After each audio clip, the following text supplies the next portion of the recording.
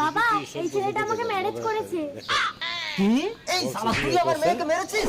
আরে বাবা শোনো, আমার মেয়েকে মেরেছে? মারো। ও মা, আমাকে মারেনি, ম্যারেজ করেছে, মানে বিয়ে করেছে। ও বিয়ে করেছে তাই বল। বাবা তোমার বাড়ি কোথায়?